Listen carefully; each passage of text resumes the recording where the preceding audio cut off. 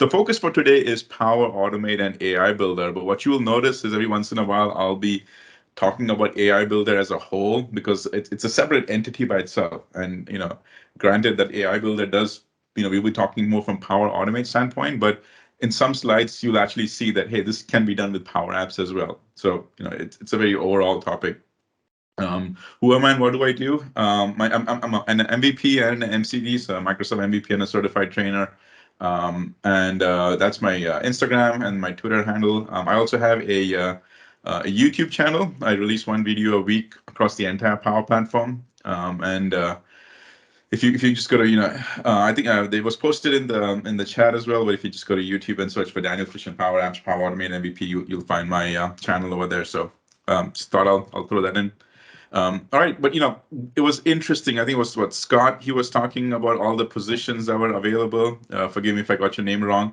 And that's a very interesting point because I wanted to actually start talking about the Power Platform and specifically all the concept about their releases. So some of you are if you know about the Power Platform and you followed it, you might know this. But as I present all four of them over here, which one of them actually came out first? And Ed, you got to stay quiet on this one. You probably know which one this is, but all right, I'll start giving you some clues. Power BI is what I jokingly call as the big brother, because Power BI is the big brother of the Power Platform, and the Power BI went GA generally available 6.5 years ago, over 6.5 years ago, on July 2015. So it's been out for a while. Next came Power Apps and Power Automate. So it's been out for about 5.5 years now. It came out in October of 2016. That's when it went GA. And then, the little brother is the Power Virtual Agents. And, when you invite me, I can do a whole session on that. But that's about 1.5 years right now. And then after that, we talk about these services. So Power Apps, the Power Platform portals came out in October of 2019. And the topic for today, which is AI Builder, came out on April of 2021. So AI Builder it's been about a year now.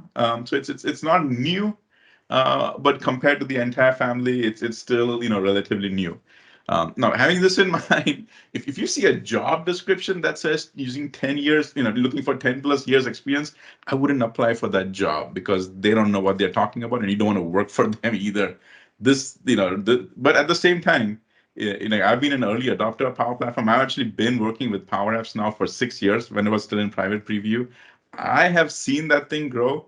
I've seen people who've just been working with Power Apps for 2 years or 2.5 years, and they've become experts really fast. So my takeaway from this is gone are the days when if you want to be an architect, then you have to have 10 plus years. No, in Power Platform, if you've been 4+ years, you can immediately deem yourself as an expert on something like this. And then obviously, I'm a big fan of certifications. Go get yourself certified. You can put that on your resume. Cool. So let's, from that point, go ahead and talk about the overview of the AI Builder. Now, like I had mentioned, there's going to be overlapping of Power Apps as versus Power Automate. This is the one slide that I want to talk about it because it shows that you can do all of this in both. The focus for today is Power Automate, but these connectors and these services that are available both from Power Apps and the Power Automate standpoint. And so we will again focus more on them, but some of the things which I'll be talking about is pre-built models. I'll actually show you examples over there. But hey, if I want to go and create, you can have the option to create an app, or you have an option to create a Power Automate. But here's basically the overview of it, that they can be used both across Power Apps and the Power Automate. Now, when it comes to the whole concept of basically just the AI piece over here, it boils down to these four topics, which is text recognition, pre-built models, forms processing, and document automation. Those are basically the four big platforms on which this AI is kind of built upon. And I'll show you some examples, and we'll kind of deep dive into all of these a little bit more. But you will see templates, you will see flows and everything, but they all categorize into these four of them.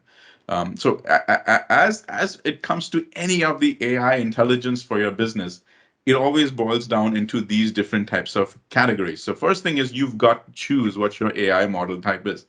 Some of the examples that we've seen it, forms processing, very popular one right now. Business card reader was actually one of the first ones that came out. So you've got to choose which of this AI model type that you want.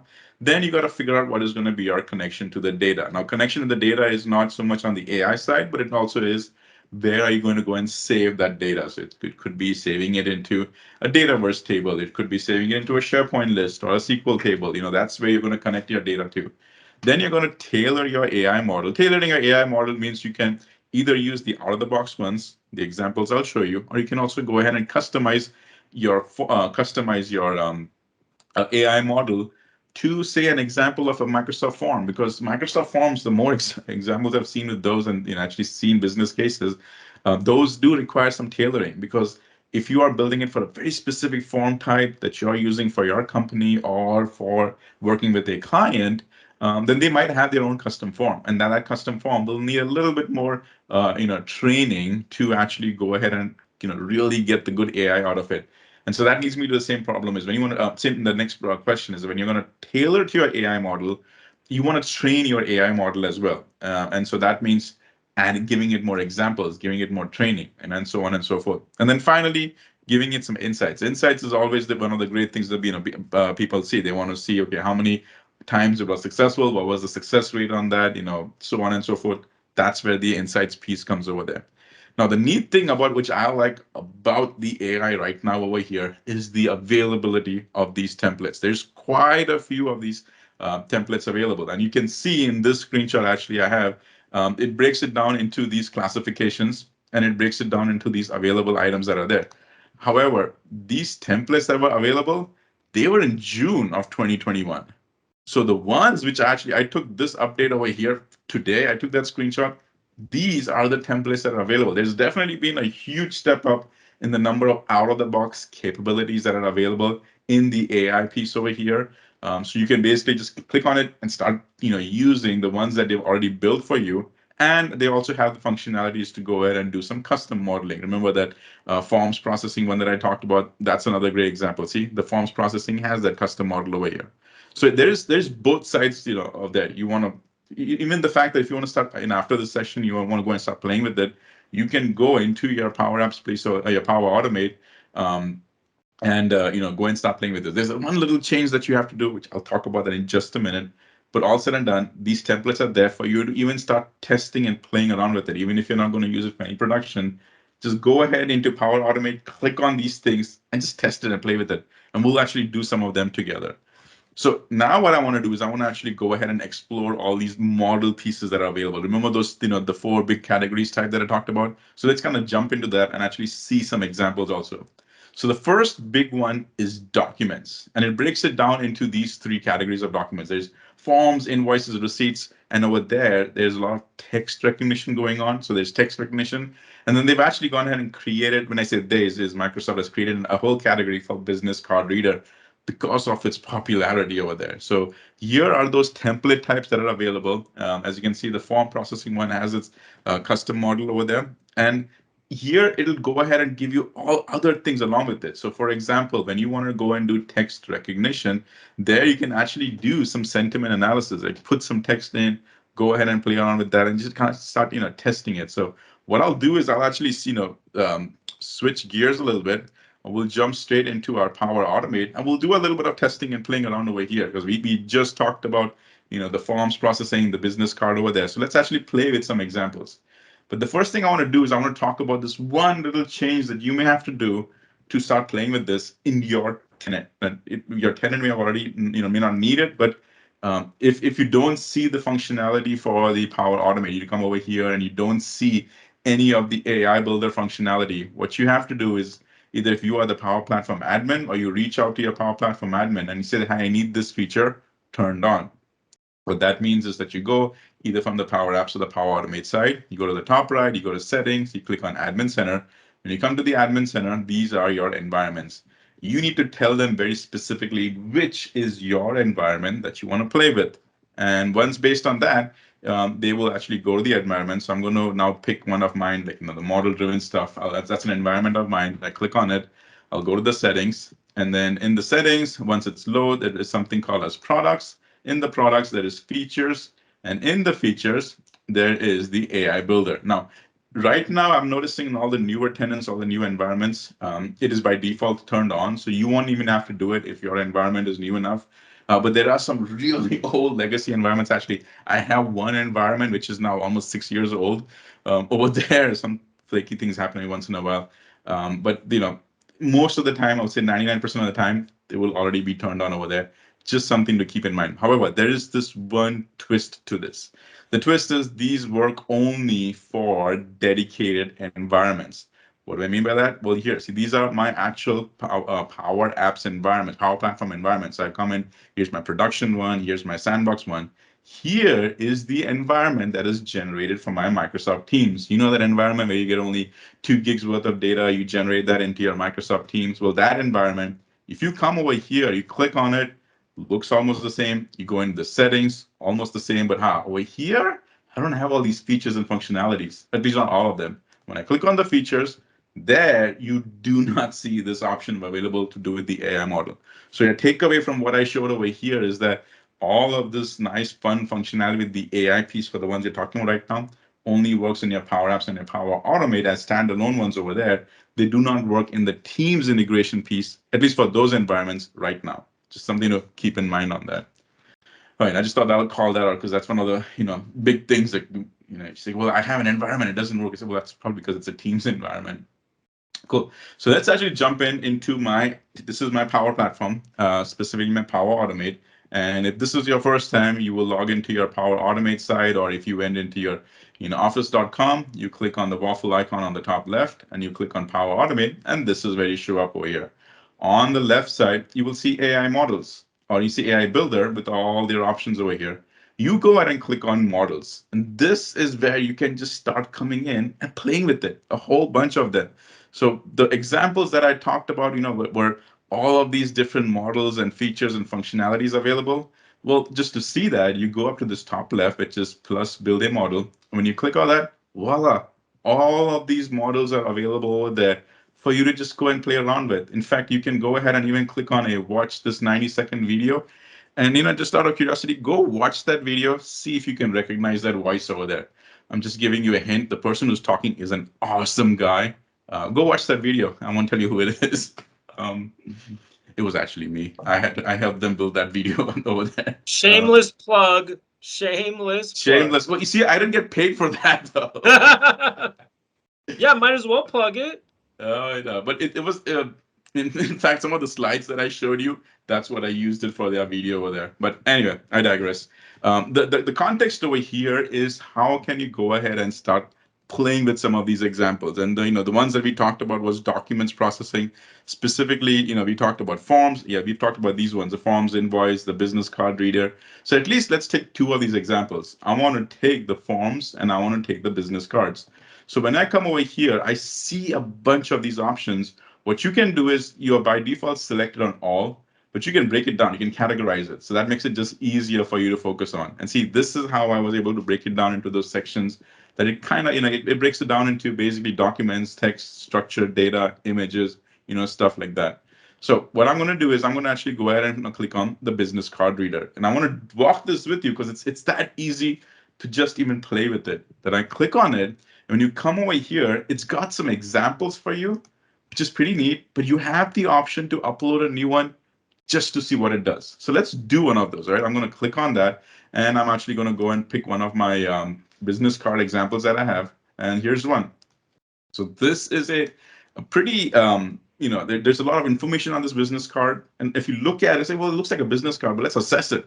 There's got some color branding going on. There's a logo over there. Then there's, there are titles, there's subtitles, different font sizes over there, different font types. So if you actually sit down and think about the business card, we kind of, underestimate, don't give it enough credit of how well OCR, or object character recognition, works. But if you assess it, this is a pretty powerful stuff over here. And in less than 5 seconds, it already went ahead and analyzed it, and it went ahead and even told me where things are. So right now, if I go ahead and select on any one of them, it is actually telling me, hey, here is what you selected. The image over there, it's called Richard Kraft, and it is smart enough to know that, hey, that's a full name. Let's think about that, all right? We didn't have to train it to do anything. We just uploaded it, and it went ahead and assessed that, and it gives you an example of what the extracted copy is over here. That's basically what it does. Now over here, you can see that it gives you the functionality to use both in Power Apps and in Power Automate. So we'll actually, look at some examples over here. So if again, if you're doing for this testing places, you can actually come right now, since this is a Power Automate centric, session. I'll click on this use in Power Automate. In Power Automate Flow, and it gives you some templates available. It actually, if you focus on the URL on the top, it's already went ahead and filtered that category for you, and it's telling you that, hey, these are the 2 templates that are already available for you. You don't have to do anything else to go and build it from scratch. Start playing with something like this. That's one of the things I like about Power Automate and the functionality for the templates. But this is again just an example that you can go ahead and put in some other stuff too. Just get a feel of it, see how accurate is this. Go ahead and take a picture of your own business card, send a copy of that to you as a as a JPEG or however you want. Put it up over here and test it. See how accurate it is. Maybe your business card has got a lot of information, a lot of design to it. That's a good place to test it. So, and as you can see, it is not, it's not by no means perfect. Like, it didn't pick up this text at all, but it's able, or at least it didn't pick up that one, but it did pick up that text. So you see, again, this is the point where you will have to make a decision also, is that are these out of the box templates good enough for me? Because I don't have to do any training, it's already done training. But if you've got that scenario, which more than likely are sometimes Microsoft Forms, your forms, sorry, then there you might have to do a little bit more training. But these are the out of the box functionalities. On the top right, it tells you 2 important things also, is that it's a premium one and it's a pre-built model. Pre-built models are the one that we are seeing. Premium means that any other licenses that you have to use for that. We'll talk about licenses towards the end a little bit. But if you're going to build a Power Automate or Power Apps type of flow, basically your Microsoft 365 license, which is your enterprise one or your business one, will not be sufficient. You need to have at least a Power Apps per license for that, a Power Apps per user license to start playing with this. And if you're going to build some custom models, then there is an additional price, but we'll get to the additional price towards at the end over there. So we went in with our business cards. What I want to do is I want to actually take a look at a little bit on the forms processing. So on the forms processing, when I click on it, you can do actually some custom models. But here, actually, I'll use an example of the invoice one. The invoice one, I like, at least the demos that they have. We'll put something up over here anyway. We'll go ahead and grab a few invoices that I have. So I'll actually start with my first one. I'll select it. Think about invoices are usually something which is automatically generated for you by a system. Some kind of management system that you have. It's already created for that. So most of the invoices, if not all of them, are very clean on their formats. Because they're already electronically generated. However, there are scenarios like this one on the top, where it was an invoice that was created. At some point, it was printed, then it was scanned in as a PDF. So as you can see, the design is not pretty clean. As you can see, it's not 100% flat at all. It's in an angle. But it is the forms processing is still smart enough to go ahead and at least identify the important text that you have over here, and you can go ahead and leverage it wherever you want.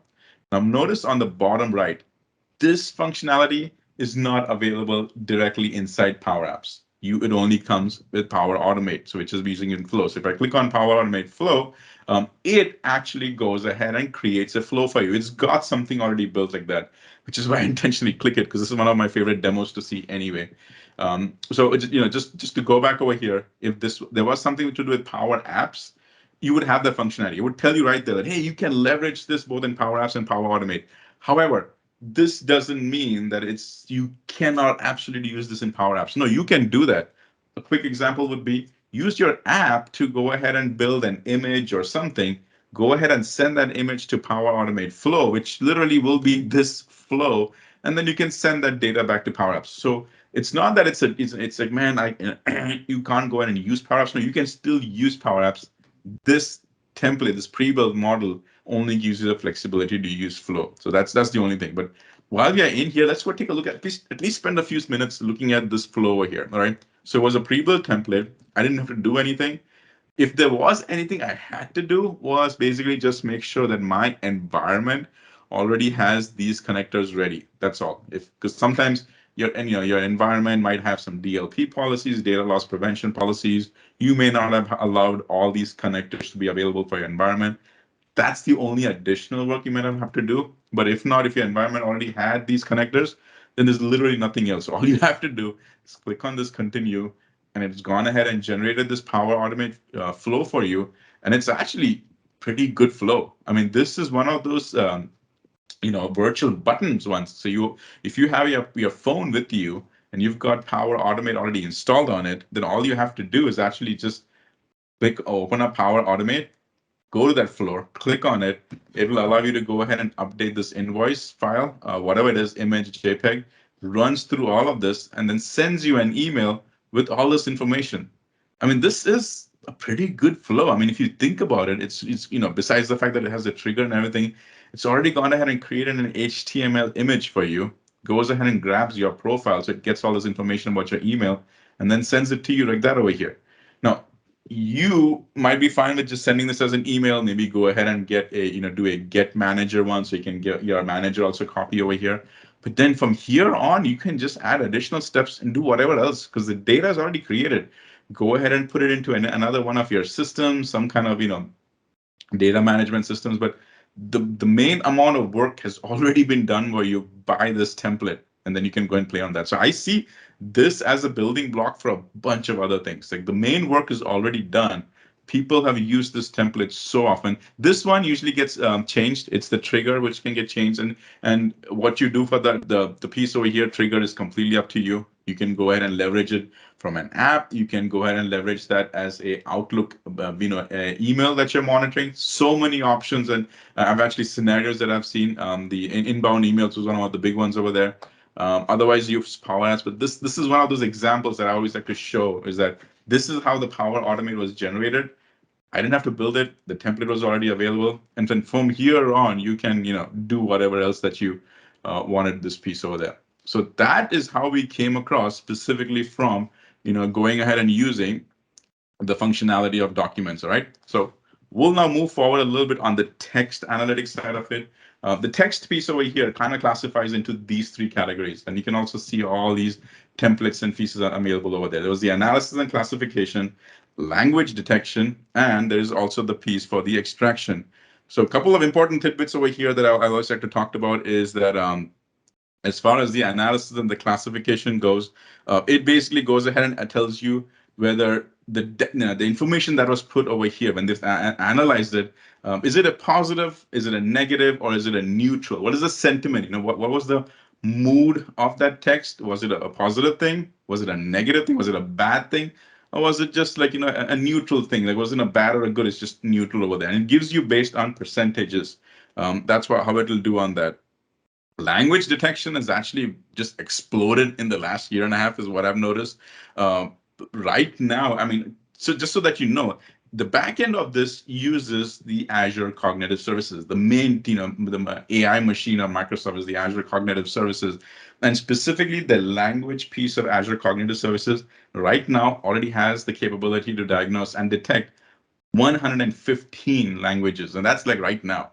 These things keep increasing, by leaps and bounds, but it's already giving the flexibility to do 115 languages. So it's pretty neat as far as how it is able to do that. And then the extraction piece of the text, again, it's not so much as, doing an OCR, but it's extracting it and analyzing it. That's basically the whole concept of extracting it. But it allows you to go ahead and do that from a custom standpoint as well, depending on how you want to extract the text. Does it basically tied a little bit to the forms piece? That gives you the functionality to go in and do a little bit of custom modeling so that you do the training piece over there.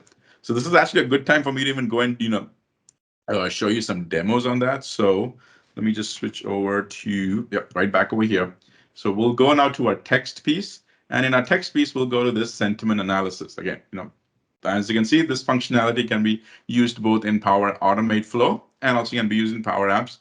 It depends on which language you want to go ahead and put that in. Your input can be a different language over there. Well, I'll stick to English from now, at least for this place. So right now, it also gives you some random examples. So we'll just stick with this again. It says it is easy to sign up for online payment bill.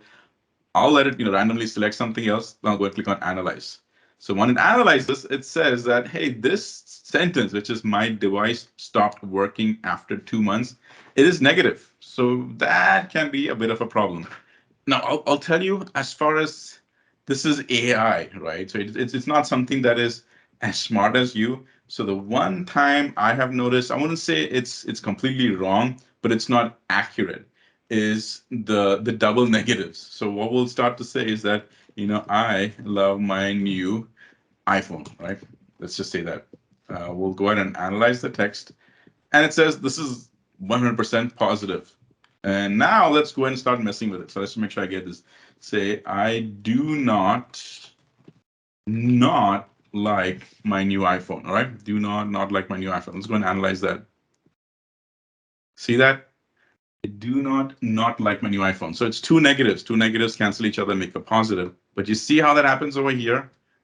Just kind of watch out for that. It's AI, it's artificial intelligence. It doesn't have the same thought process of that. So the cancelings sometimes can be a problem. That's where the only downside that I've seen to this, and it's just one of the scenarios where someone as crazy as me will do heavy testing to find out, okay, where can I break the system? Obviously, I didn't break it, but that's the one place I noticed. Just kind of keep that in the back of your mind when you play with things like that. The time I actually noticed this is one of the favorite ones I used to do is I would capture hashtags from Twitter. Um, and I'll be like, I know people have said good things about stuff, but why is my sentiment analysis still so low? Why is it only in the 60%? I should be at least in the 80% because my Power BI graph was not looking very fancy. And then I started playing around with the sentiment analysis, and it just started making sure that sometimes, the framing of the sentences almost became like a double negative, and that's when I started noticing that, hey, this is actually not a negative, but they went ahead and used the double negatives over there, which turned out to be positive, but it's still the AI showed it over there. So that's just always one of the interesting ones that I want to show you. The other interesting one I wanted to show you was the language detection. So in this language detection, the default one itself is actually pretty good. But what it have over here is it's going ahead and giving you these prefixes, right? So if you don't know what the language code is, you can always click on this I for information, click on that link, and then it'll give you all of these different language codes available over here. Language supported, it will give you all of them, and it gives you the language code information over there as well, right? So then all you can see, even if you don't know what it is, always come back over here and do a search for that. So I'll actually, make it a little bit more fun. What I'll do is I'll go ahead and grab some examples that I have, and I can't seem to copy it over here. Let me see if I can get out of this and come back. Oh, that's right. Yeah, stay over there. Come back in. Go to my text. Yep, let me grab that language. So here is actually Hindi. So I'll go ahead and analyze the text. And there you go. It's 100% sure that it is Hindi. Let's go ahead and drop the simple Chinese language. I'll go ahead and analyze that. Again, 100% accurate. It's dang. And then we'll go ahead and grab some of these ones example as well. Analyze the text and see all of these Portuguese, by the way, comes in, and it's pretty robust as far as how accurate it can be. So again, great place to come over here and just start playing with it and getting yourself familiar with how all of these things just work. And that's the place. Come over here and start playing with it. All right, so we'll switch gears now and we'll talk about the remaining two, and that is the structured data. Structured data is one of the newer ones. Is more of a prediction analysis. What structure basically does is this is where you will have to build and train your flows because you're building a custom model. You're not using any of those pre-built ones and examples that I showed. But what it's going to use is your models are going to actually help you do some prediction analysis over there. So this is, this is one of the newer ones that have come out. And as the description of it says, it predicts the future outcomes from historical data. So I see a lot of potential to this one over here because people have so much data, they want to build this functionality. Like Power BI can go ahead and build amazing reports, but this is where you can actually go and put in your tons of data that you might already have collected for years and years, this is what will go ahead and churn that data for you and then spit it out into a nice prediction analysis. So this will be actually one of the fun ones to play with, especially for those scenarios where you've got tons of data. Or hey, go ahead and download data from somewhere. You can find data about weather. You can find data about traffic. All of that. You can the like, for example, I live in North Carolina, so the North Carolina Department of Transportation, NCDOT, tons of information available at your discretion with CSV files. Download it, go access to your local states over there, whichever states that you want, and download and play with stuff like this over there. Pretty neat. Cool. Now I want to spend a little bit more time on this image piece over here as well. The text recognition section, very close to the business card. That's what we went and saw. But then there's the object detection, and then there is the image classification over there. The image classification piece does give you more functionality. In fact, it uses something called as Lobe, Lobe over here. Lobe is basically the place to it's a Microsoft app that allows you to take your train images and classify them. So again, it behaves more of a business card-ish type of a scenario, but this is the place where you'll be able to put your image and it'll actually do some really good tagging. Examples actually make more sense. Let's actually jump back into my Power Automate, and we'll show you that. So let's go into our images piece, and we'll go ahead and do some image classifications using the Lobe. And in the Lobe is where you can actually go. There's a lot of configuration piece that is done over there. You got to download it. You got to set it up.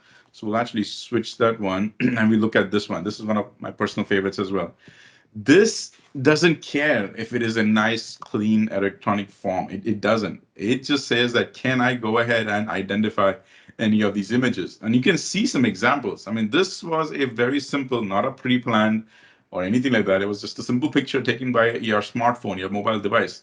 And it is still able to go ahead and do all the diagnosis that you want. And it gets it to you with that correct language. So it's not even, missing anything that's not English, so I'm going to ignore it. No, it's picked up all the languages that it identified in this place, all of them. Same examples over here. I mean, this is, consider this was handwritten. It's able to diagnose all of that. Same thing over here is that this image, the fact that it was not even very clear and it was in an angle, that also it went ahead and picked it up. So you could actually go ahead and put in some examples of that as well. I'll put in some examples that I have, which this is a good one. It's actually a screenshot that I took of the Power Apps community. So it's basically just a PNG file, all right? But it's able to take that screenshot and go ahead and pull all of this information. And since it's just so nice and clean, it was able to give you a complete clean version right over here, just nicely done. And then this is something that you can use both in your flow, and you can go ahead and use both in your apps to go ahead and start building that. Again, great place is just to come over here, upload a few of your examples, start testing it, and just getting familiar with with that piece on that side. The image place is actually a lot of fun to play with, also to go in and do some detection and playing with that. The low piece is fairly new. I've actually tested that using the integration inside the Power Apps side. It works really well. Same concept as the picture we saw, the image we saw of street signs and everything. That works really well from the Lobe side over there. So all in all, this is how it breaks down that as far as all the different categories that we saw and all the different options available, the one on the left side, these are all right away. I mean, you can go ahead and start playing with it. You don't have to do any training and whatnot. But remember the example of your own Microsoft invoice or your form that you have. If you've got something really customized for you and the out-of-the-box one is not doing a good job, that's a good example to go in and do some build and training to play with stuff like this, because you've got that both scenarios over here.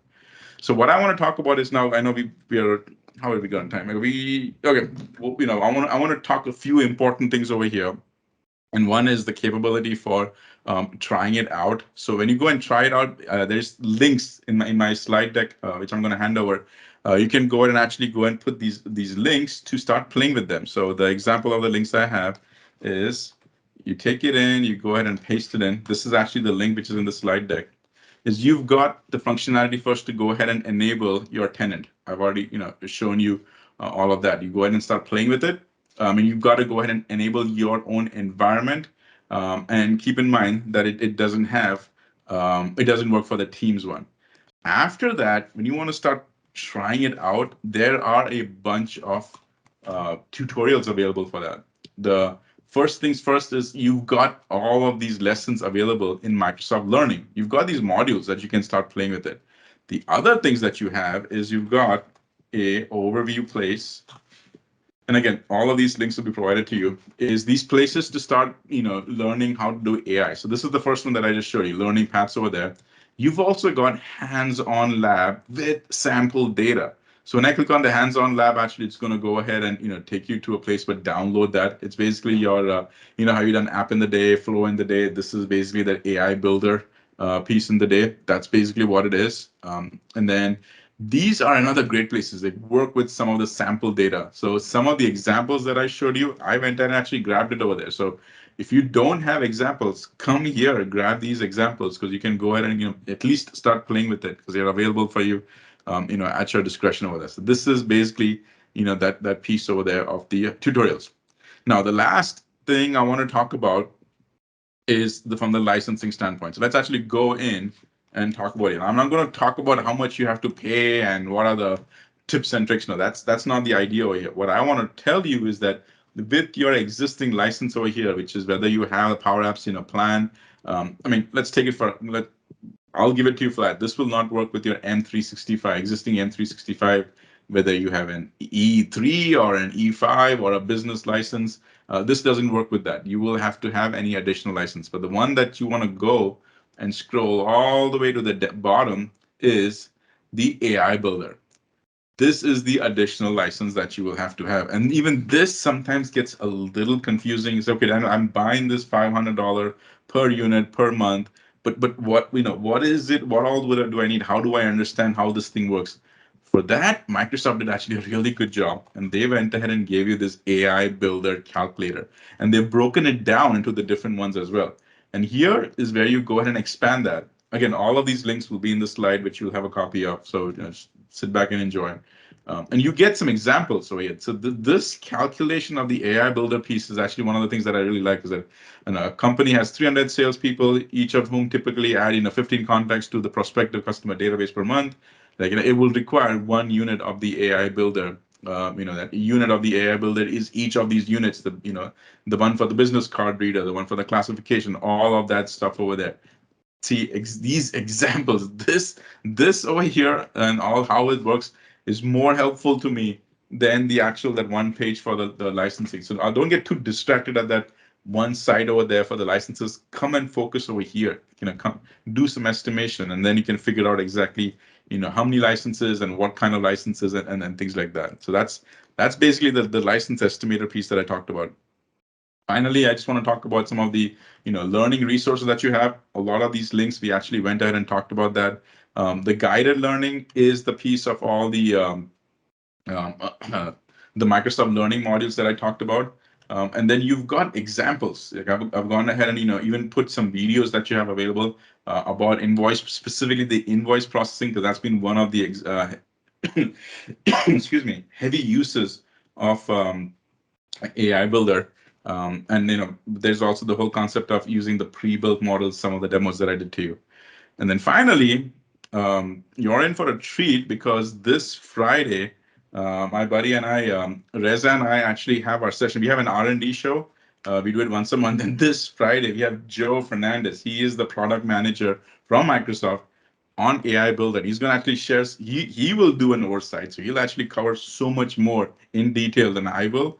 But he's also going to share some really neat things which he's allowed to share, things that are coming down the roadmap. He'll be able to talk about that. So if you're available, if you just go to my YouTube channel and I'll put the link down for you, specifically about this show. So that's the one that you can take a look at and focus if you have time on this Friday. I know we specifically do it 11 o'clock, so I know it's 8 o'clock your time. But hey, go grab some coffee and watch our show. Great opportunity. It is such an awesome opportunity, Daniel. Yeah. Congrats. But let me just make sure I'm not missing anything, because yeah, actually that was the last most important slide deck that I had. Everything else is if you just are interested, that's basically who I am. Any questions while I sip some water? I think it's great that you even got into the licensing. I feel like a lot of people just don't even touch that or even explain that. So I appreciate you for diving into that. Any questions? Any questions for Daniel? Yeah, I don't. I mean, for me, I know licensing is always like 2 years ago when the whole concept of standard and premier license came out, 2.5 years ago. It, Yeah. it became such a nightmare that a few of us would actually put in our slide decks no licensing question. Yeah. We used to do that, but it is what it is. There's nothing we can fix with that. You might have a really good relationship with your Microsoft TAM, Technology Account Manager. That could help.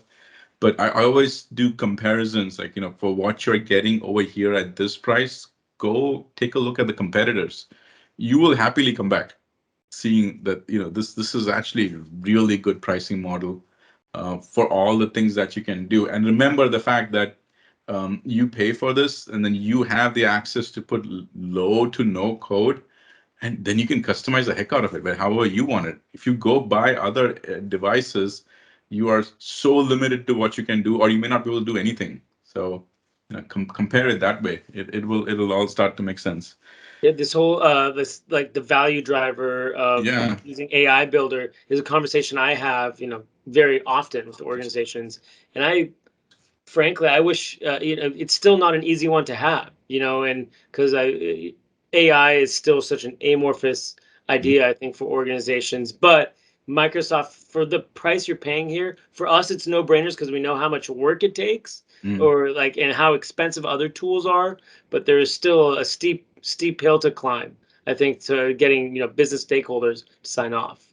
And I do see a question from Mark saying, if we have a Mark, feel free to come off mute. You were saying, if we have a developer's license, can we try out the service? And do you mean by the AI builder service?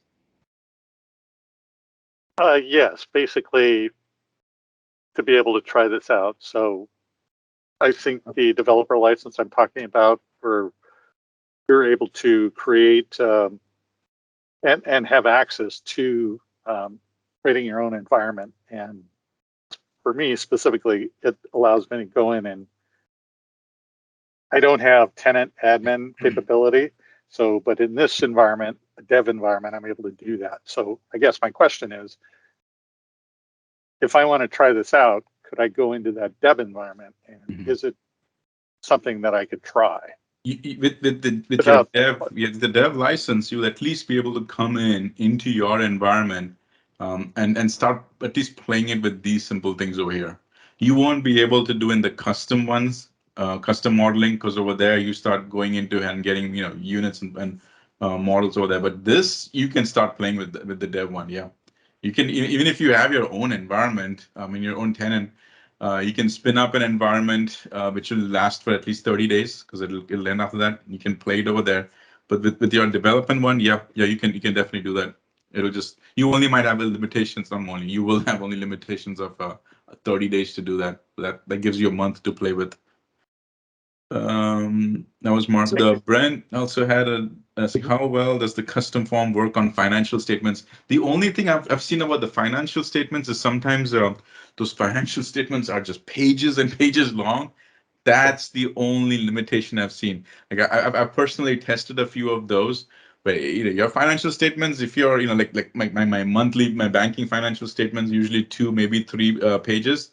Yeah, it'll pull all of them. But if you've got like a month-long financial statement for a company, which is like 30 pages long, you will run into some limitations over there. So you can train it, it'll pick up everything. And by the way, that will be the one that you want to do some custom training on, because each financial statements format might be a little different. So that will be a good candidate for you to do some training on that. But just the total number of forms or pages in that statement may be a little bit of a challenge. Is making me curious to know if people are actually using business cards. I don't know, man. QR codes are getting very popular these days. I don't know how many people actually use business cards. I one of the things I do is, if I when I at events, people give me a business card. I open up my phone, I scan it, I give the card back to them. Yeah, I don't need. But QR codes are getting very popular these days. To bubble up Brent's comment from earlier, how well does the custom forms work on financial statements? See, so the custom forms on financial statements is the one that you will have to do the training. So for that one, when you go to the documents section over here, that's the ones that you will have to do the training piece over here. You know, this invoice processing, even though you can use that as a form, that may not be a good one. It's for sure you got to do form processing over there. I have tested invoices and form processing. This is the kind where you want to put in a solid 25, 30 of them, let it do some testing. I mean, let it do the processing and learning. You go back and do some testing. It'll go back and do that. There's just this additional work over there, and since I could actually do a session just on this piece over there, is to let it do the testing, and you want to keep increasing that accuracy over there. Keep in mind though is that this scenario, you want that one specific type of form for this testing. Don't take 10 different types of forms and do 10 different things. You will just blow your accuracy off by, because that's not even fair for the AI. I'm fighting for the AI over here. It's not fair for the AI. You have a very specific type of invoice or specific type of form design. Get 25 of those, at least 5, to do the training. Then it'll work, because in that training piece, it'll upload. You go ahead and pick and choose what the exact name is, and it'll just be consistent and consistent. But yeah, one specific design type. Let's see, how about multiple forms per page? I mean, yeah. So when this is one page, all right, and you can have couple of different designs. So technically, you would say this is one type of a form. Granted, this is a table, but that the system will see that as another type of form. So regardless of how it is, if you do the training, for sure, Brent, that'll be a custom design. That's not going to be any of the existing models. But it all boils down to how you train it. That's where it will be. You will dictate how well you train that over there. Yeah, I guess my question really is, so if I have a like, let's say a payroll report where I have a bunch of people that I have Bob and Sue and John, and they each get paid each week, but it's one report, and I'm trying to basically pull out each person's payroll information. And an example like that, where it's not so much an invoice.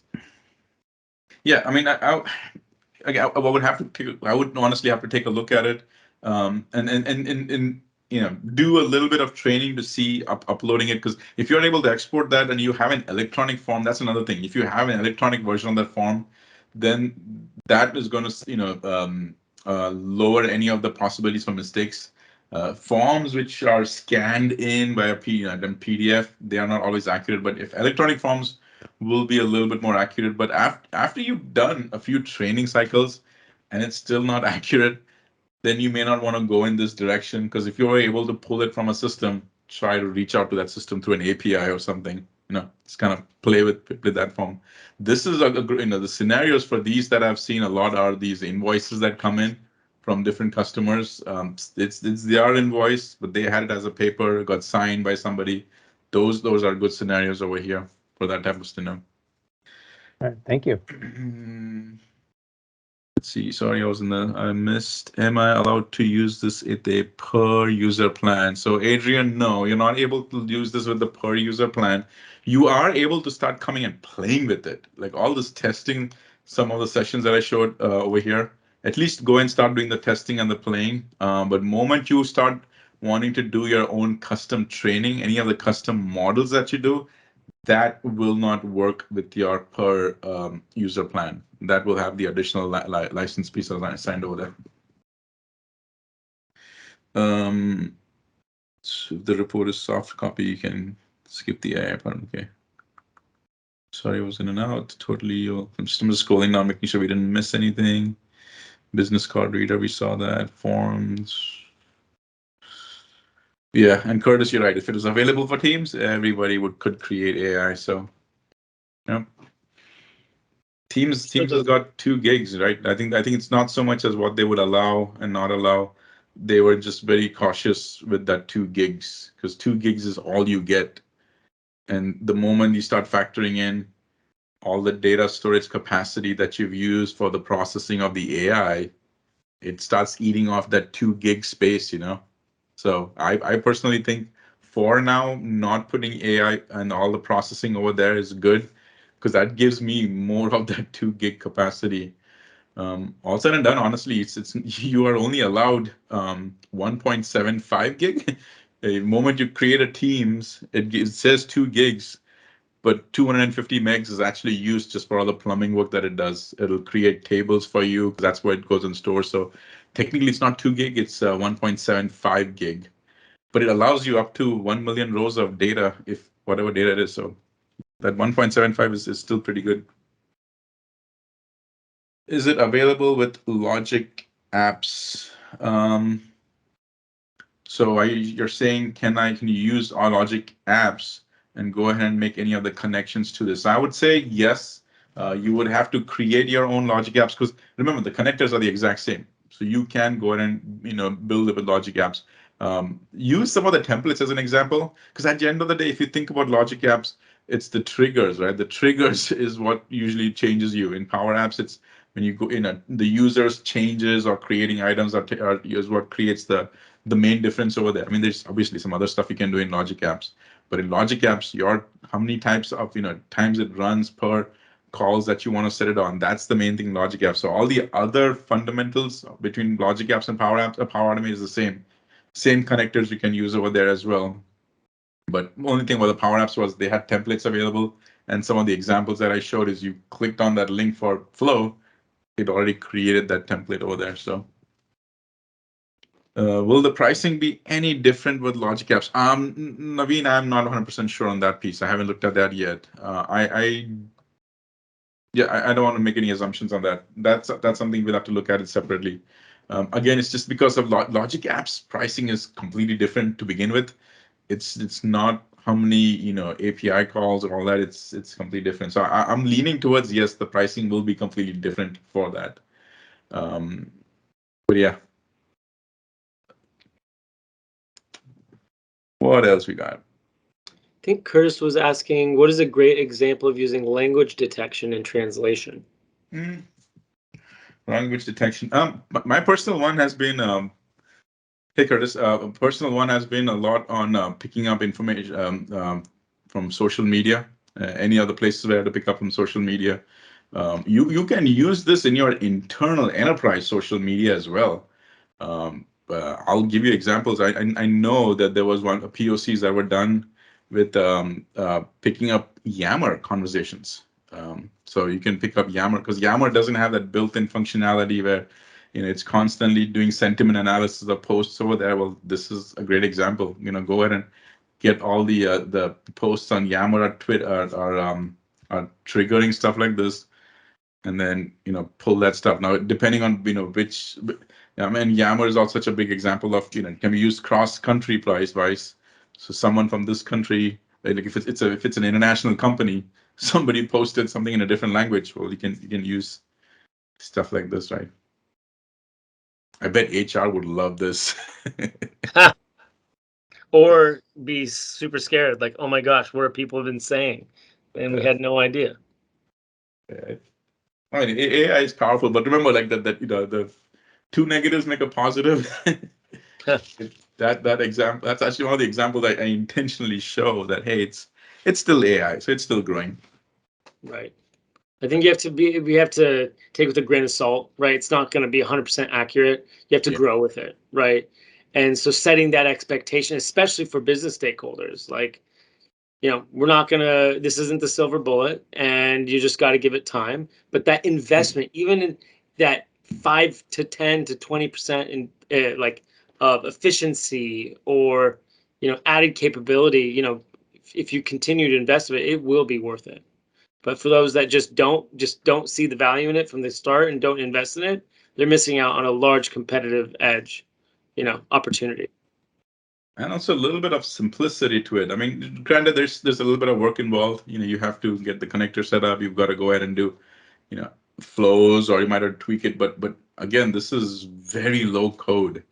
I mean, 10 years ago, AI would be like, oh, that's PhD style. This is, you don't have to have all that diploma knowledge like that. You can build this yourself and start playing with it. From cognitive services to something like as kind of boxed and productized like this. And the fact that you can just go click buttons, Yeah, you know, for these use cases, I think is unbelievable. it is. Cool, but I got nothing else. Thank you once again for inviting me. And you know, you can always, if you questions, ping me on LinkedIn, ping me on DM me on Twitter. I'm always happy to answer some questions over there. So Well, Daniel, before you jump off, I would love for everybody to come off mute, you know, turn their camera on, Yep. and let's give Daniel a round of applause and huge thank you for being here today and presenting. So thank you so Thank much. you. Come on, I want to hear it. There we go. Let's go. Let's go. Hey, thank Woohoo! Appreciate you. Cool. Thanks again, Daniel. Hope you get a good night's sleep. Thanks for being on so late with us. I'm sure everybody's going to be following you now. So you've just gained a whole new community with us, and hope to have you back at some point. I cannot confirm or deny I might already be wearing my PJs. Jump in bed. Did you notice I didn't walk around a whole lot? The blue color also is like a nice, like, you know, serene environment. I feel like you're just already ready to go. All right, everybody. Have a good evening. Bye. Good night. Everybody, Yes. thank Thanks, you Daniel. for making it. Thanks again. We've done it again for another Power Platform User Group meeting. Hope to see you in April in our in-person, and of course at our virtual user group meeting on the second Tuesday of the month. Thanks again for just being part of the community, asking the great questions. We will see you all then.